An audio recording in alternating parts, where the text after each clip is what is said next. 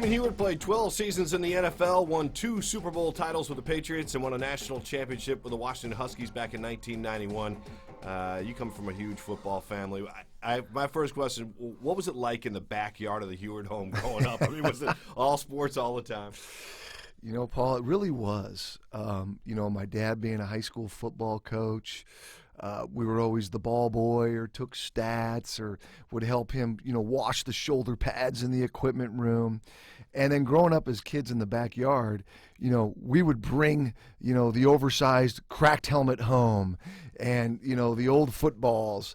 And we would dress up. All the neighborhood kids would come over from, second grade to sixth grade. We'd put on all this old Viking football equipment, and we would go in the backyard and beat each other up. And every time someone in the neighborhood went home with an injury, a broken bone, crying. But between Brock and I and then obviously Luke, it was tradition. I even remember having an old set of lockers when they redid the lockers. My dad brought some lockers home, and we had them in part of our shed, and we'd put these old stuff in there. I mean, it's just fun kid stuff. And that is really cool. Oh yeah, it was fun stuff. So you got a hold of like old uniforms and helmets and stuff that just was unusable. Unusable and way too big for us, but we wanted to put it on. And I even remember one family down the street had a bigger backyard, and we'd get out the spray paint and we'd paint the sidelines. And I mean, we had so much fun growing up. That is cool, man. Those are some of the great stories, aren't they? When you're were there any other sports? I mean, a lot of football, but was there basketball in the driveway and things like that? For sure. The coolest thing that we had back then really was the key to the gym. And if you think back 35 years now, God, I'm getting old. There wasn't, every like sports club or athletic club or training facility for youth sports. There wasn't that stuff. And so on the weekends, no one would be at the Puyallup High School gym. So my dad being a teacher and a coach, he had the keys to the gym. So what did we do all winter in the rain and spring? Every weekend we'd go down and we would shoot hoops in the gym, or we'd play wiffle ball in the big gym. And it was the old lights. It wasn't a flick of a switch or a push of a button. You had to stick a key into this thing to flip the old lights on, right? So we'd get the old lights on to the I think it's Hannawalt Pavilion there in Puyallup, and we as little kids would just play in the gym, into the wee hours of the morning. So growing up in the gym, in the backyard playing wiffle ball, it was very competitive. All three of us, and that's my childhood basically. Yeah, but those are cool days. Like you sit there and you watch you talk about it, and you can see the passion in your whole face. You're just like, it lights up, because when you look at your high school career, your college career, and your NFL career, the 3 segments of your career, so to speak, and even go back to youth, when did you have the most fun?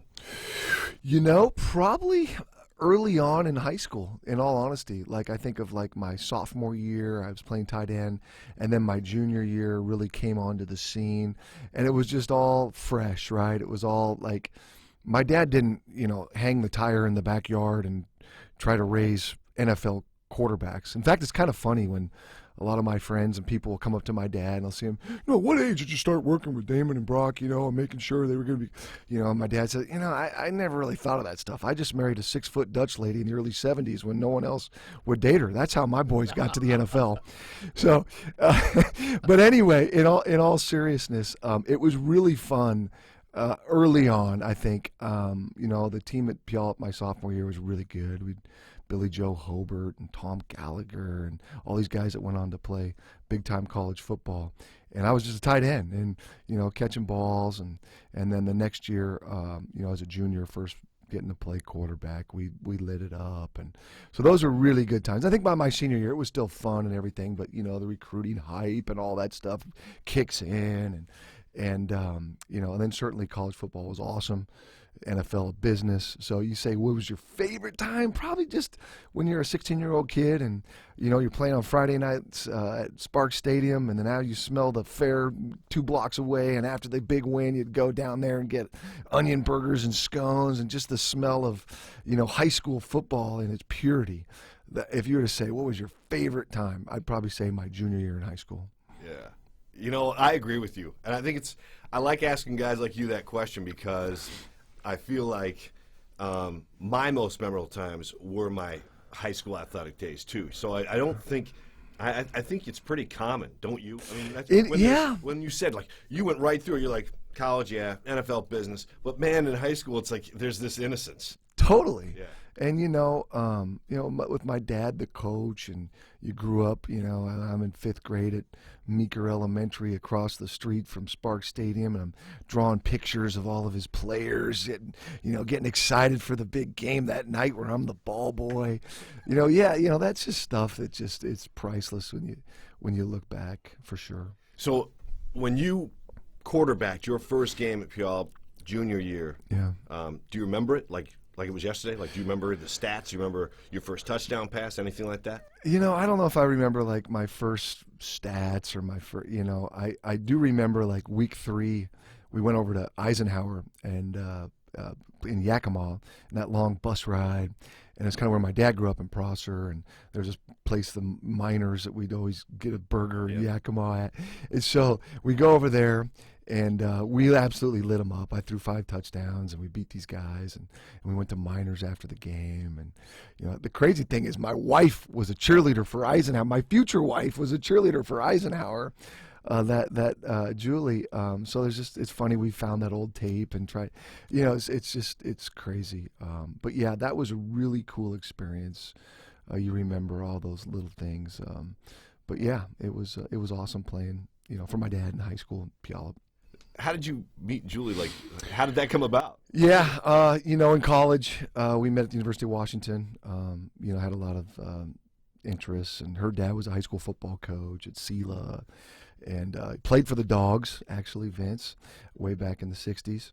And so, yeah, I just had a lot of connections, hit it off. Okay, so it wasn't until you got to UW, you said, oh, you were, and then you we put 2 and 2 together, years later, yeah. Oh, that's cool. So she dated the quarterback from Eisenhower at the time. Yeah. So she's just looking for another quarterback then. She got smart. So how was it playing for your dad in high school? It was cool. It wasn't the I think some people would just think that'd be a horrible experience. And I think today it'd be a lot harder in this day and age. But back then, it wasn't like we brought football home at the dinner table. And, was he hard on us? Maybe a little harder on us than other kids at times. But I don't look back as it was some, grueling experience, and yeah, it was awesome. Yeah, 17 years he coached there. I mean, that's a long time. And coached 27 years just in high school football in general. Right. And so, but 17 at Puyallup, yeah, it was a long time. Had a lot of success. And what about you? You wound up going to Washington, and how was the recruiting process for you? Was it back then? It wasn't nearly as crazy as it is now, but certainly was there, and you felt the pressure as a 17-year-old kid. And I was young. I graduated high school. I was 17 years old. When my parents dropped me off at UW, I was 17 years old. I turned 18 late July, and so I don't. It was really UW, and then kind of USC was really it for me as far as when I narrowed it down. And the only hesitation I kind of had was just because Billy Joe Hobart was there, and Mark Brunell, and they had all these talented quarterbacks, and you're like, man, am I ever going to play? But it was the best decision I ever made, for sure. Obviously, from a football standpoint, I had a lot of challenges in college football. It was a time of, we were in trouble and on probation and whatnot. But I think it was all those ups and downs and tough games and wins and losses that certainly helped me survive 12 years in the National Football League. Yeah, you look at that roster you guys had. Like you said, it was Brunell and Hobart and you as a redshirt freshman. But that national championship season, did you get as a redshirt? You don't get to do a whole lot, I would imagine. As probably no traveling. Well, I got to travel a little bit. A couple of the away games, they took me to Nebraska, which was the big away game that year that we won on the road. I think I went to the Stanford game too, the first game. I didn't travel to all of them, but a handful of the big ones. Yeah, you're right. You didn't get a lot of reps, obviously, in the game. The new redshirt rule, I think, is awesome. Would have loved that because we blew out everybody. I might have got in there. But I got blew up in practice by Steve Entman and all those boys every day as a scout team quarterback. So it was, and back in the day, Lambeau, I mean, he'd let them hit us. I mean, not tackle us to the ground, but, Steve would let me know, like, hey, young buck, it's big-time college football, and you better get us ready for Saturday. So I was a scout team quarterback, and it wasn't just Steve Entman, but Dave Hoffman and Jaime Fields and Chico Fraley and Tyrone Rogers, and then obviously that secondary, Shane Palcoa and Dana Hall and Walter Bailey. I mean, that was a national championship team, and we went undefeated that year, and I think we had a great recruiting class. I mean, it was Mark Bruner, Napoleon Kaufman, Steve Hoffman, myself. It was Ernie Conwell. And we thought we were going to go 60-0 over the course of our career as Huskies with all that talent that we had there on Montlake at the time. But as I alluded to a little bit, it was tough when we went on probation. We couldn't go to a bowl game after after the trouble we got in accordingly to the Pac-12 conference in the NCAA. But that 2-year bowl ban in the middle of my career, it was tough. Yeah. Yeah, but when you look at that team, that national championship team was, you're almost like a player / spectator. Like you get a chance to actually watch this go on around you. That has been a real source of pride, man. It was cool, because there were a bunch of guys from Puyallup too on that team. Billy Joe Hobart, Joe Kralik, Tom Gallagher, all guys that were a couple years older than me that were, starting and contributing on that team. And we all got the key to the city in Puyallup, I remember, after that season. But, that was a special year. And to be there and just as a young guy and see that operation under Don James and just all the talent we had, how he put it together, the discipline, the structure of that program. That was a special time, and it was really cool as a young guy to be a part of.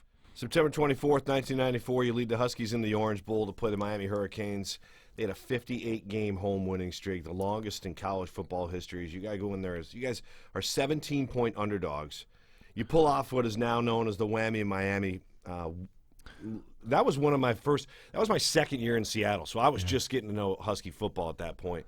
Tell me about that game. Yeah, I mean, we lost the opener that year to USC down there in Los Angeles, didn't play great.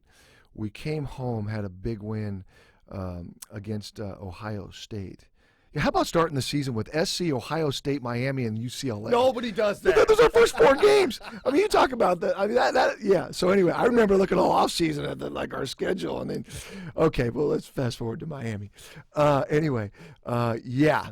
have a guy by the name of Ray Lewis at middle linebacker, and a dude named Warren Sapp on the D line, and I mean, they had some dudes. Dennis Erickson was coaching them up. And yeah, I think everyone just, they built they did the graveyard. They did the stone. They had the Washington one already made up, 58 in a row. Huh. And that was a special afternoon for sure. We certainly won the game. My stats were actually pretty garbage. But I threw a screen pass to Richard Thomas. He takes it to the house for 80 yards. I fumble a football as I'm going into the end zone. Bob Sapp recovers in the end zone. And there was just that stretch in the start of the second half where, we had a pick six. They fumble the punt or fumble a kickoff. We go in and score right away. We scored like 21 points in a couple of minutes. The best thing that I remember about that game is just in the fourth quarter when we're running the football down their throats and they're carting those guys off one by one by one. We just played with the physicality that they just hadn't seen. And September in Miami, let me tell you, it is hot. I had never been east of the Rocky Mountains before that game. Never, ever even kind of played in humidity.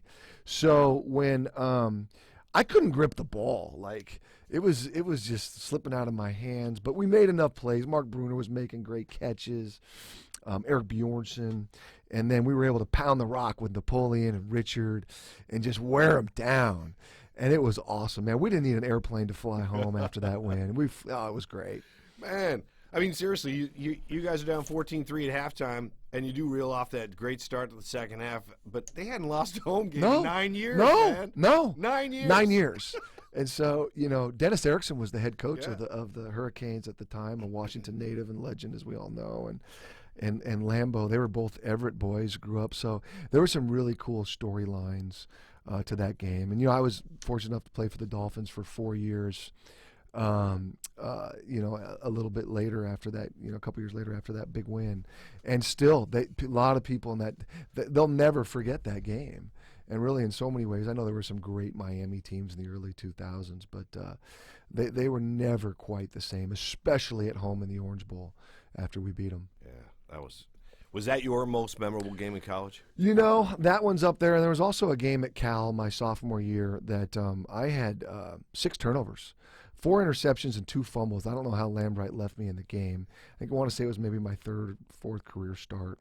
But he left me in the game, and somehow midway through the 4th quarter caught this crazy magic. And we were down 3 scores, and we came back, found a way to win at the buzzer, and I threw a couple touchdowns. DJ McCarthy, Mark Bruner, we get an onside kick. We go down to score again. We have all these 4th down conversions. I mean, it was one of those games we never should have won. And we found a way to win, and I got carried off the field by my teammates. It's like the worst and best you could all experience, in a 3-hour fight on a football field. That when they say, hey, never give up, never, like it was one of those things. So certainly the Whammy in Miami and that Cal game as a young guy are 2 of my favorite college memories. How do you turn that around, man? I mean, you are tumbling down the hill like... It's hard to say. I mean, I was just young and dumb enough not to think too much about it. And you see Russell Wilson today just having that neutral mindset, like no matter what. Like, I think that's the best way to do it. And I think I was so young and dumb, I was just naturally neutral. Because, you can't just let it, But so in today's day and age, if a quarterback had 6 turnovers... He wasn't going to be in there in the 4th quarter. Well, but I thank Lambeau for that. Exactly. Yeah. I mean, like, the coach sticks with you, but, I mean, you don't have to say who your backup was, but, I mean, I would imagine that if you had a decent backup or somebody that was hot on your heels in the competition, sure, coach is naturally going to go, we just need a different different feel out there. Right. Yeah, no, Eric Bjornsson, who was actually a receiver that year, was a quarterback. I didn't mention his name earlier. He played in the NFL for 6 years as a tight end with the Cowboys. He was kind of the guy 1 year ahead of me. So, it was Brunell, Hobert, Bjornsson, myself, kind of in that order. And Eric and I competed a bunch when I was a sophomore. And then when I was a junior, he was a senior. They moved him to receiver. It's a great move for him. But he was on that roster, would still take some reps as a quarterback. So, they could have easily gone to Eric. But, coach stuck with me and very thankful for that. Good for you, dude. I've never heard that story because I would never think that a game against Cal would be Damon Huard's, one of his most memorable college games. Yeah, and Gilby was the coach, and I still do a bunch of fun stuff with Gilby and the Husky broadcast, and I know he hated that day too because they had us. But you pulled it off, man. We pulled it off. You throw like 5 or 6 in the first half, or was it like when did you click in that game? Oh, yeah, I want to say it wasn't until the 4th quarter when we clicked. I mean, I was horrible. Yeah, 6 turnovers. Man. Yeah. How about you? Any Apple Cups that stick out? For sure. If you were to ask me what was right there as well. My senior year, the Apple Cup at home. We're playing a pretty good Cougar team. A young Ryan Leaf was starting for them, and he was really good, as we all know, in college. And I remember the game being tied and close in the 4th quarter, and we're tied with SC. No, SC's ahead of us by a game in the standings, but we tied them 21-21 in a regular season game, which thank God they changed that rule, but that is the worst. And I remember they had lost to UCLA, and it wasn't like the internet and everybody knew, but Laurie Malloy found out, and he's on the sideline. Hey guys, we win this game. We're Pac-10 champs at the time. So let's do this thing. So, it was a dogfight to the end. Tied, our last drive, we go down the field, we kick the winning field goal, we win the game, and leave Husky Stadium, my last game, my senior year, as Pac-10 champs. That was really cool. Now, unfortunately, we didn't get to go to the Rose Bowl because of, like, some rule at the time. We'd been there. We had the same record as USC, both tied in that. We tied in the game. They got to go because we were there, like, sooner than they were, something crazy. That was ridiculous. I remember that. Yeah. So anyway, that was frustrating, but yeah, just beating the Cougs in the Apple Cup, your last game ever playing as a dog in Husky Stadium, leaving champions off that field in another hard-fought close game was really cool. Yeah, I can't imagine writing it much better than that. Before we get to the NFL, the hot topic these days in college football is, should players be paid for the use of their likeness? Best example, schools profiting off the jersey sales with the player's name and number on it. Where do you stand on that? Yeah, it's interesting because like everyone out there, I've been hit up a lot with it. They think it's this like pay for play, and it's really not. It's literally the way it's kind of being introduced. I almost say like, okay, good luck, student athletes trying to make a buck on your image and likeness. I mean, think about it even in this town with the Seahawks, which is obviously huge. I mean, how many guys do we see doing commercials, endorsement deals, and advertising? We see like Russell Wilson, a few other guys, but it's not a lot of guys are making. Bobby Wagner, not a lot of guys. It's not easy to go out there and make a buck, I'm saying, on your image and likeness. But if you can, okay, great. That's kind of the way I look at the whole thing. Now, we all know the landscape of this thing is obviously changing with the money involved in collegiate athletics. It's a billion-dollar industry, but it's still so the haves and have-nots. Really, I want to say it's like 20 or 25 athletic departments actually make money in the NCAA, and it's all the big schools that you think it is: the Alabamas, the Ohio States, Oklahomas, yada yada yada. And at Washington, we are profitable, which is awesome, but it's few and far between. So anyway, where do I stand on it? I hope we can still continue the tradition. I know how much money goes into paying. Not paying physically cash to a student athlete, but the value of that scholarship at the University of Washington, it's almost close to $1 million that we spend on, and you're saying that, and there's no way, over the course of 5 years. When I go into absolutely everything, from obviously their tuition, if you're an out-of-state kid, that's $50,000, $60,000 a year. Obviously the room and board. We spend a couple $1 million a year just on football alone. For food for those guys. When you talk about the academic services, when we talk about the medical coverage that we are able to provide for these kids, that they're not like the same kid going to college and has to have insurance, and it's the absolute best they could possibly have. And then obviously, the platform that they have to compete at the highest level and to hopefully one day fulfill their dream of maybe playing in the National Football League. So there's no expense spared for these kids at the University of Washington, not only to succeed in football, but to succeed in the classroom. And, if you're going to pay, let's say it does become pay for play at some point, like think about all these things these guys are going to have to learn. Okay, yeah, you're going to pay taxes. You better figure out your insurance. You're an employee now. Like it's so complicated. Like I'm for change and trying to figure this thing out, but it's really, really, really complicated. And then you mix in Title IX, and so it's got to be fair across the board. Like I don't know where this thing ends, but I do know now that it is a good deal for a student athlete. You really want to end the whole thing? Just say, okay, you don't want the collegiate experience? Let them go pro then. Okay, go. You think? Oh, go pro. Go use your image and likeness. And I know, yeah, maybe you have to sit on the bench or do something, lift weights for 3 years. Don't take part in this college experience and this education side of it. Go use your own image and likeness and forget that all and just go pro. Like, what if there's that rule, like there is in baseball, or there is maybe with the NBA a one and done, which might be going away soon. So you're gonna say, okay, in big time football, okay, yeah, we won't have to talk about this. If you think you have an incredible image and likeness and you're going to be a pro, just why even mess with it? Guess what? You're still going to mess with it because it's a doggone good thing. When you're looking at the top quarterbacks at the top colleges, you're right. There's a very, very, very small percentage of players that can make a nickel off of their jersey sales or whatever. Yeah, there's no question. Yeah, I mean, I'd love to think that, yeah, God, I'm all about supporting the student athlete. All right, and I think all the coaches would say that. What can we do to? But I know under the rules right now, we do it like everything. There is no expense spared for these kids to succeed in the classroom and on the football field. I always thought, man, I was so fortunate to get a scholarship to play football, and I went to class with kids that were paying for their own school, and you're reminded every day of just how lucky you are as this college athlete, a scholarship athlete at a D1 school. And it's even better today, Paul, because like back in the day, the rules, they could give us a bagel, but you couldn't put cream cheese on it because that would constitute as a meal. In 2014, a lot of those things changed. And as we know, I know how hard these kids work, and they're 300-pound grown-ass men. They need to eat, okay? And those rules have really lightened up. Like if you were to see the training table now and just like the nutrition bar and everything these kids have after workouts, they can come in anytime and get a snack and all these things.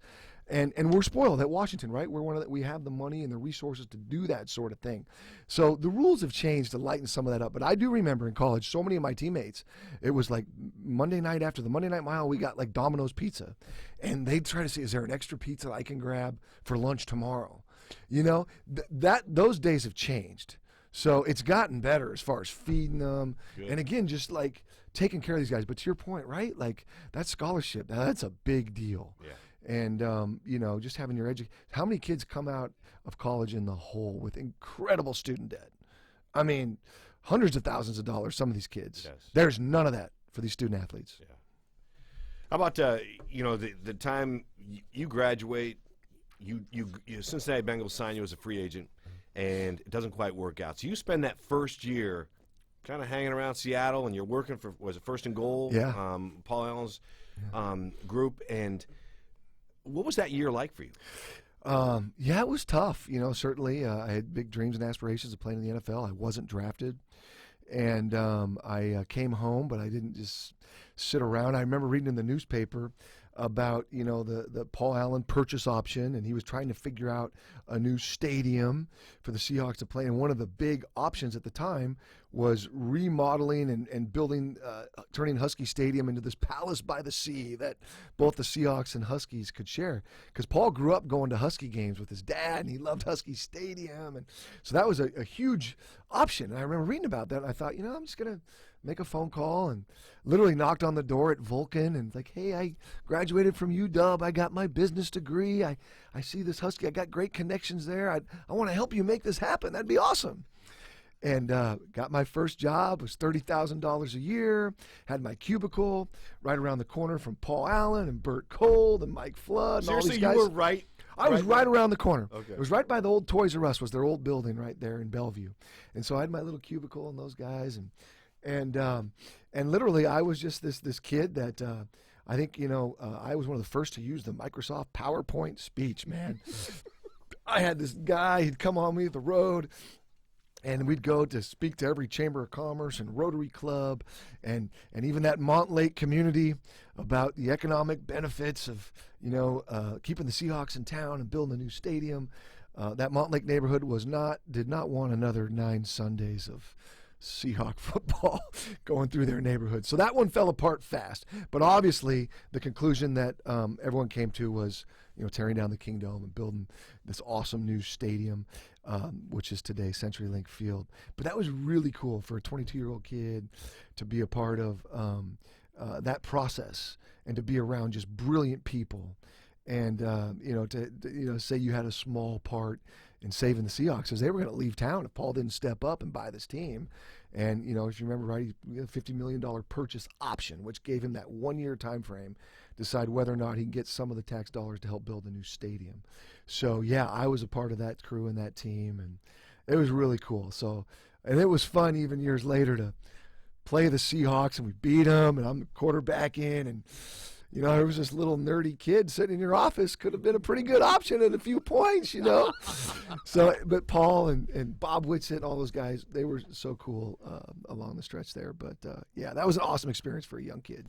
How much do you remember about that? Because the late Ken Behring, the former owner of the Seahawks, was – I mean, he had that team down there working out in like an old Rams facility in Anaheim. Yeah. Like, were you part of that, like, you know, when the trucks were leaving town? I mean, that was all kind of happening, right? That spring leading up into that summer, and then that, you know, the community came to Paul. And, I mean, he owned the Trailblazers at the time, so I don't think it was like, okay, I got on the Seahawks too. But so he's like, hey, I'll do this, but you got to give me a little help here, you know? And so, yeah, it was great. Like I said, I was out speaking everywhere, and I'd had a speech coach, and then just the fun things that I remember, like when further down the road, like it looks like it's going to happen, it's going to be CenturyLink Field, and I remember, like, you know, they were trying to figure out what the surface was going to be, and I think Paul wanted grass because he wanted soccer in there too. He loved soccer, And so, like, I remember, like, these grass experts would come to the office, and I'd sit in these meetings, and Paul Allen would, like, he was so smart. He would learn everything about every grass in the world. And, like, okay, it's the Bermuda grass, or can we have the rye? And, will it work on, but he wanted the cantilever roof, too, like Husky Stadium, because he loved that. So in the design process of the new stadium, too, to keep the fans covered, but also kind of resemble Husky Stadium, too, where it's all the noise is kept in there and the fans are covered. So just all these little things. I'm this dumb kid, 22-year-old kid, sitting in these meetings.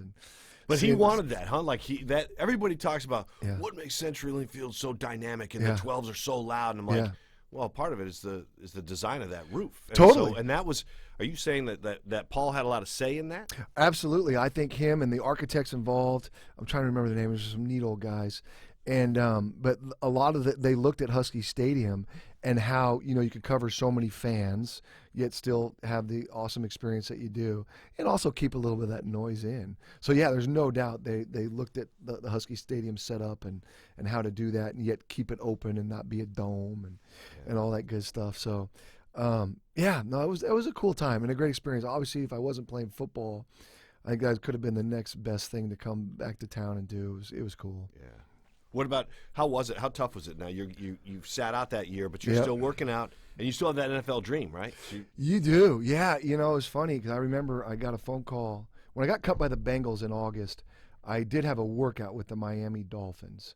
They flew me down there. It was like 4 other quarterbacks. They didn't end up signing me at the time. But later that spring, Bernie Kosar retired, and they called me up and said, hey, we want to bring you to camp to compete, and got Dan Marino and Craig Erickson. We drafted a kid, but come to camp, compete. And honest to God, it was like, I want to say it was April or May, and you say you've been working out. I'd been working out a little bit, but not a whole lot. And I just remember at the time, like, this thing's going to happen in Seattle. Like, Paul's going to buy this team. They're going to have this awesome stadium. I'm a young guy. I'm in the door with these guys. Maybe, I could see myself in the front office at the Seahawks one day. Like, do I really want to take this chance? Am I just a camp arm, going to Miami? But it was April. It was pouring rain. I'm newly married. I look at my wife. She's like, yeah, you're going to Miami, So, and thankfully so, to go chase my dream. And obviously an incredible decision. Was blessed to play football for a long time, but I'm not lying. I had a good little gig. I had an apartment in Bellevue. I'm working for Paul Allen. I'm a young kid driving my '85 Ford Thunderbird around. I got a membership to the Bellevue Athletic Club through my job. Like, are you sure?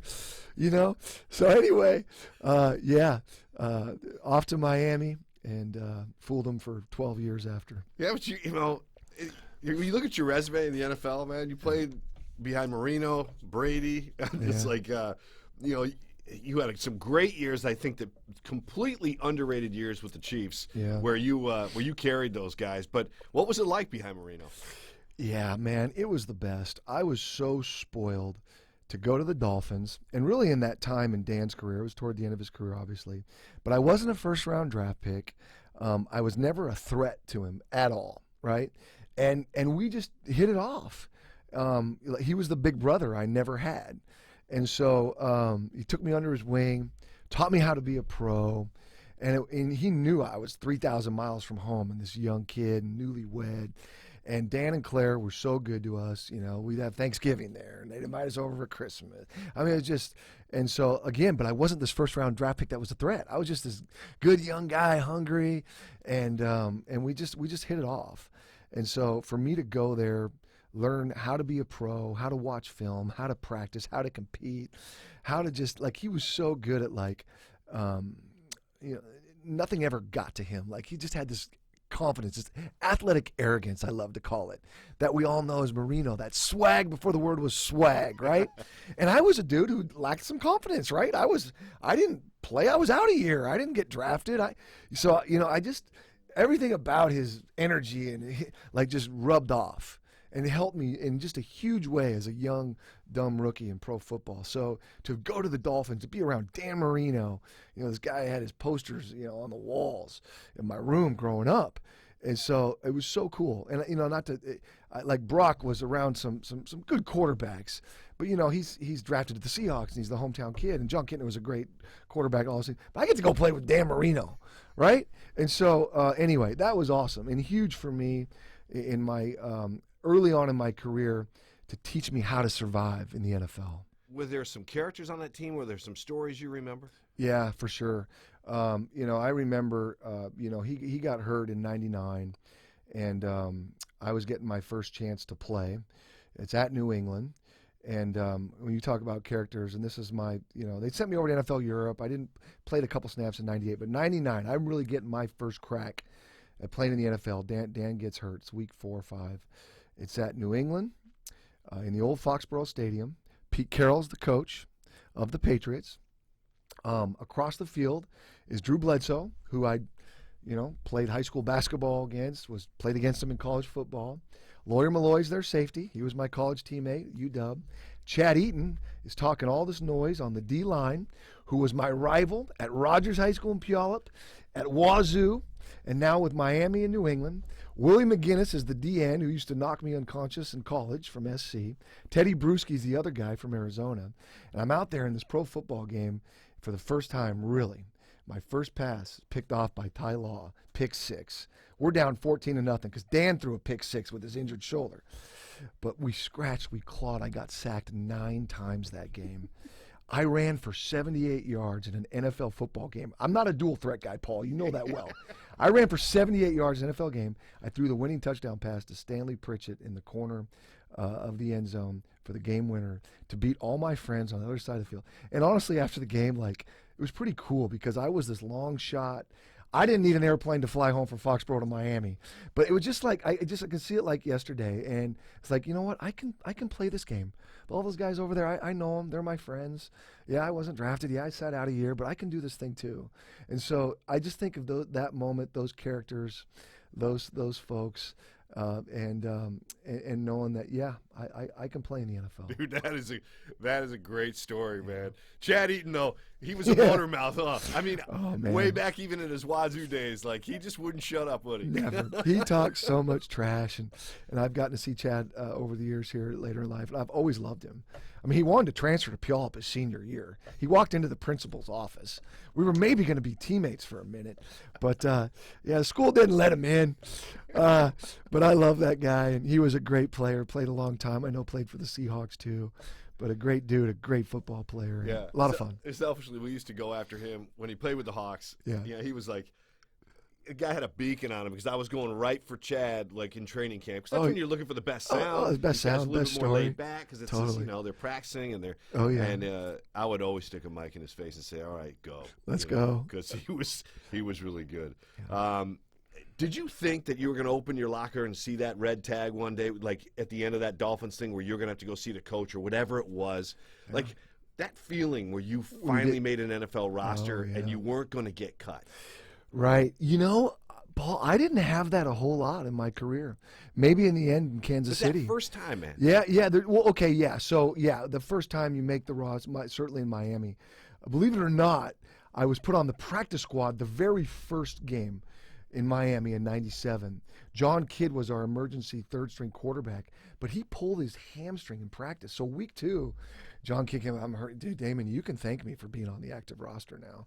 So Jimmy activated me, Johnson, to be the third guy, and then I was the rest of the year.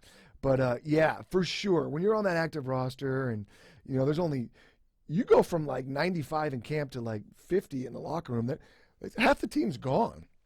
And when you're there for the first time, you're like, yeah, I'm a part of a pretty special group here for sure.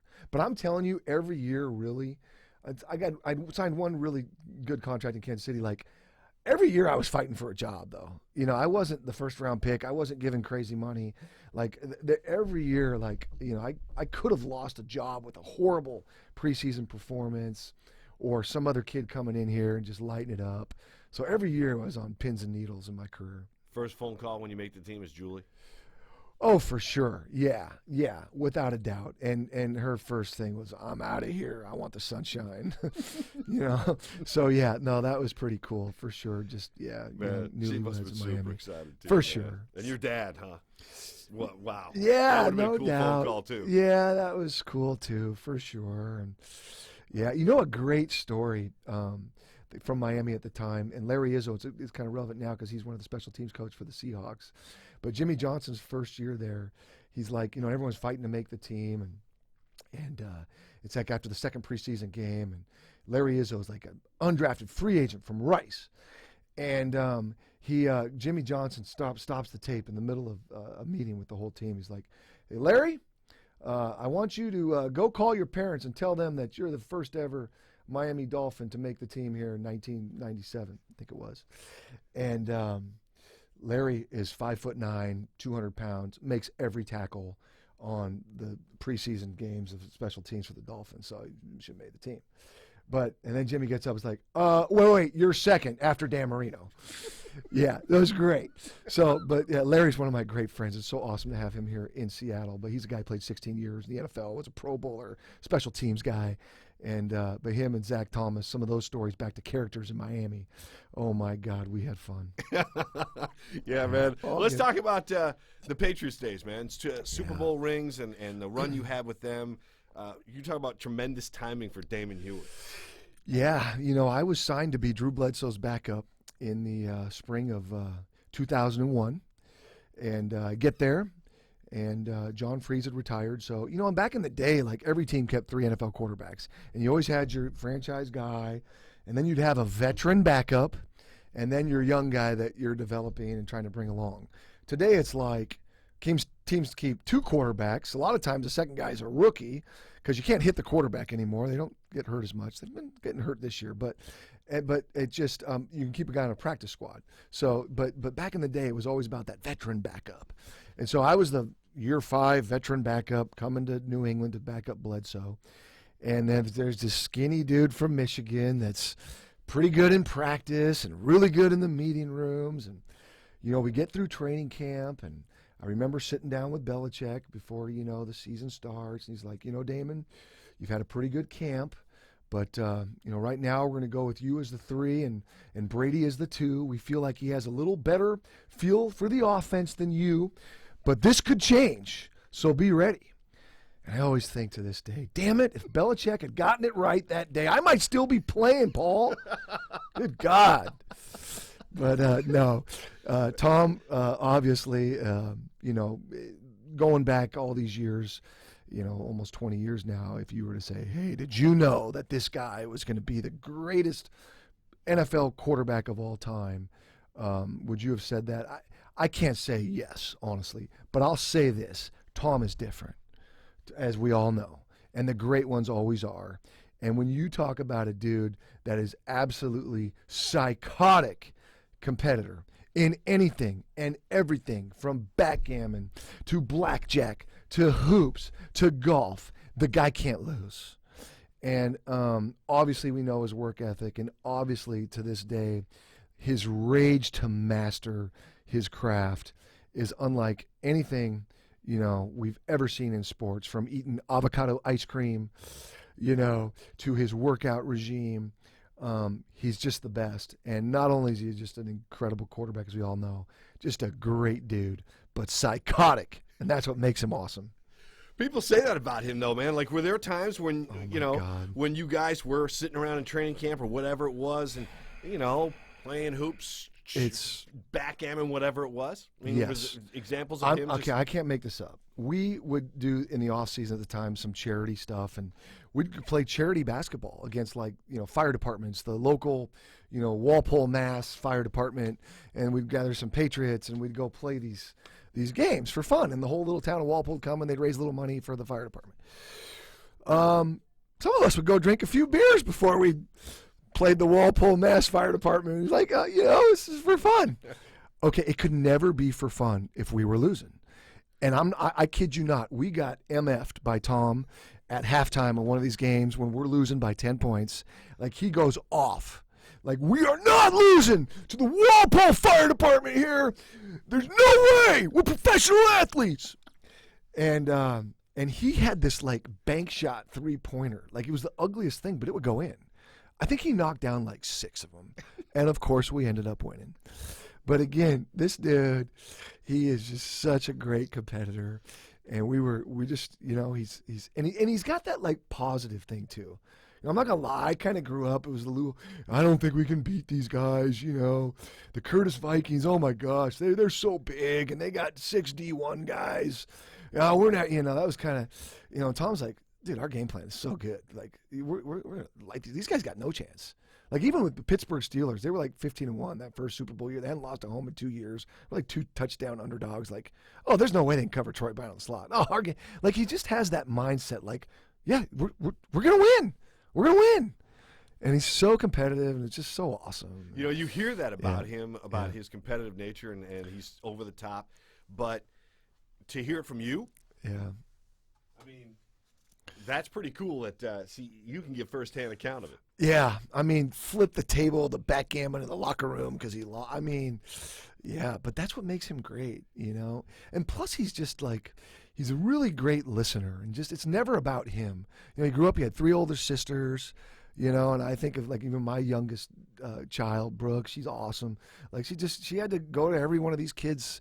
Like, he has a patience and yet he's psycho, but yet like, okay, we can win this thing in the 4th quarter. You know, it's never like that Super Bowl versus Atlanta. Are you kidding me? Like, you know, it's all these things that make him special. His upbringing, his family's so awesome. It's just all of it. And, yeah, he's just one of a kind. Man, and those 2 rings that are pretty cool. You know, to think, you know, it's pretty awesome. A couple years ago, Mr. Kraft flew us all back for the reunion, the 15th anniversary of the first Super Bowl team. And I think the thing that struck me the most is, yeah, a lot of things have changed there at Patriot Place. They got movie theaters and restaurants and hotels and all these things that surround the stadium that were never there. But, you know, seeing Bill Belichick and Tom Brady like still parking in that same spot. They still stayed at, I think, the 4 Point Sheraton Hotel right up the street. That's just a dive. And to think that these guys are still game planning, watching film. They're playing the game of football at the highest level, the very best it's ever been done.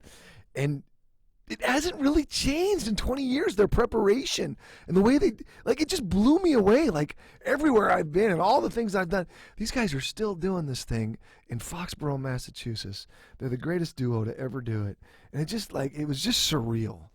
Like, oh my, yeah, there's our old meeting. Like, that's where you still sit in that team meeting room. Like, 20, like, how? How is it possible? It's just so cool. They're so good, though, man. It's so crazy. I mean, people love to hate on Tom Brady and hate on Belichick, and they call Belichick a cheater and all this thing. But you know what? You have to respect.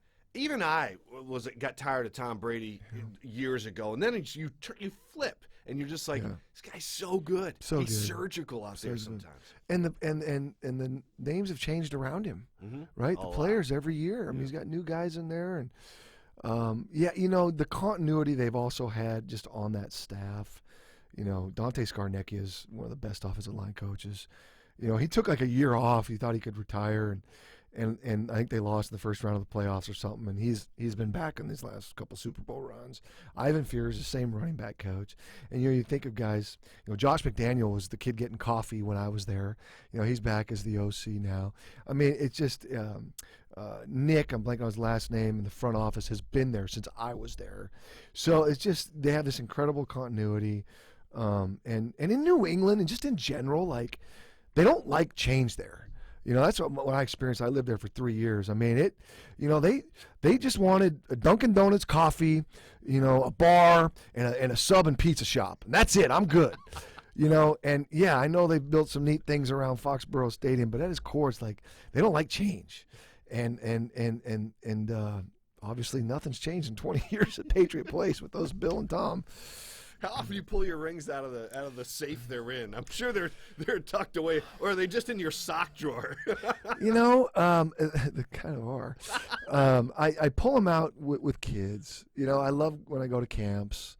Also, certainly pull them out around, you know, Husky recruits and some of that stuff, But yeah, for the most part, they're so big and they're so gaudy, and hell, I just held the clipboard. What did I do?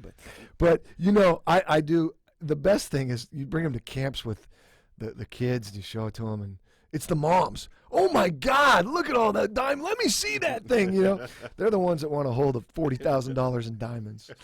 So yeah, you say what you want. You can downplay it, but everybody has a role on a team, man. Especially the backup quarterback, and you guys are.